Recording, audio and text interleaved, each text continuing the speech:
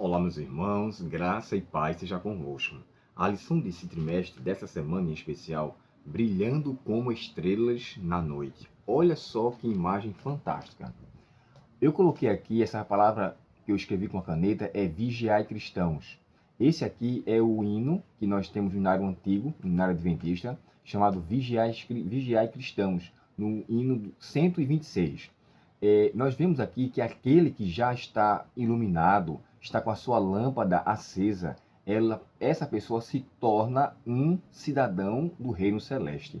A coroa é um sinônimo de vitória, que ela está iluminada e disposta a passar por qualquer coisa, porque a sua vida agora não está mais escurecida. Você observa que tem alguns, olha, que também já estão iluminados, já estão agraciados, mas ainda falta uma amplitude, né? Podemos dizer assim, uma plenitude, para com que eles recebam também as suas coroas. Lembra que o próprio Paulo falou isso, né? Na carta a Timóteo, na sua segunda carta, 4, 7 e 8, quando ele fala assim, combateu o bom combate, no final ele fala, já agora a coroa me está reservada, a qual o seu reto juízo me dará não somente a mim, mas todos que aguardam a sua vinda. Cristo sempre quis com que todo o povo, irmãos, brilhasse em sua glória. Olha o que é que ele fala ali no Sermão do Monte, no capítulo 5 de Mateus, e o verso 14 a 16. Alguns corações estão escuros, ainda estão em uma negridão espiritual. Olha só. Esses corações precisam estar iluminados com a mesma esperança. Por que eu coloquei o hino Vigiai Cristãos? Porque na primeira estrofe, onde diz assim, ó.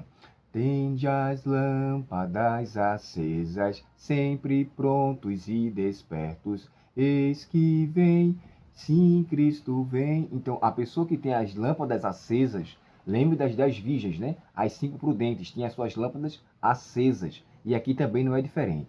Que eu e você, irmãos, não só tenhamos um coração iluminado, mas sejamos um herdeiro do reino celeste, para que essa iluminação seja contagiante e ilumine, através da lâmpada em nossas mãos, mundos que estão ainda, alguns iluminados, mas precisam ser ampliados, e outros que estão escuros e que precisam ouvir a voz de esperança que traz verdadeiramente uma visão de vida diferente. E aqui o tema é brilhando como estrelas na noite, porque ali as pessoas estão em trevas espirituais ou estão em noites espirituais. Mas Paulo aqui aconselha a gente viver para brilhar para essa causa. Olha o que ele fala aqui, ó.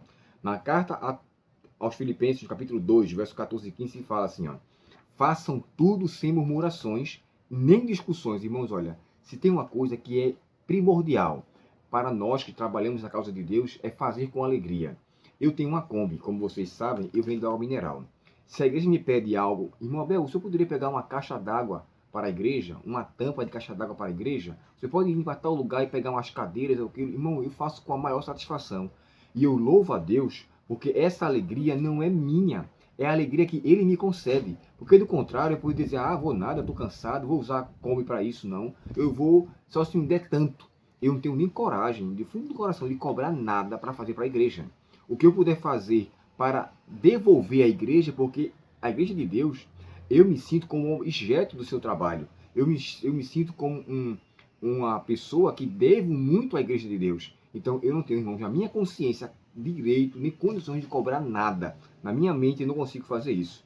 E se, graças a Deus, Ele me deu a graça de brilhar para esta causa, que eu faça o seu trabalho sem murmuração, como aqui está dizendo, sem discussão, sabe, fazer com má vontade, fazer com insatisfação, Deus não vai se sentir feliz com isso. Até porque, quando Paulo fala a sua segunda carta aos Coríntios, ele fala assim, ó, Deus ama aquele que dá com alegria. Então eu tenho que ter alegria em todos os momentos para fazer o trabalho de Deus. E é interessante porque o termo alegria, ele é muito recorrente na carta de Paulo aos Filipenses.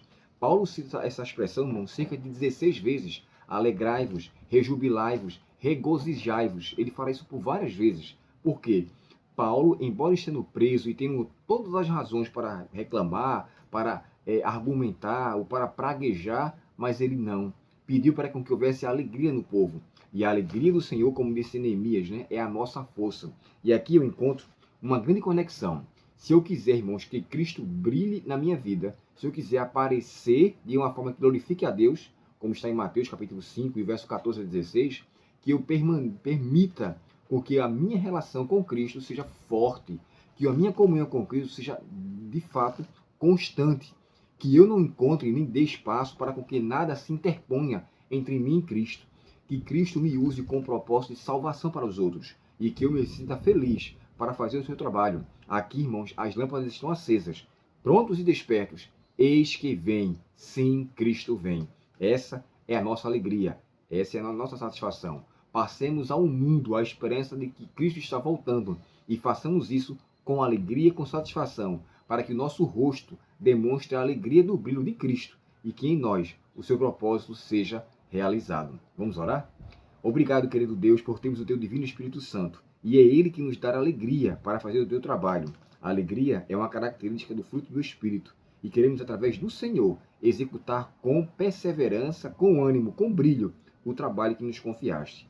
Obrigado, ó Deus, por esta bênção. Perdoa nossas faltas e nos dá um bom restante de sábado e uma boa semana, em nome de Jesus. Amém.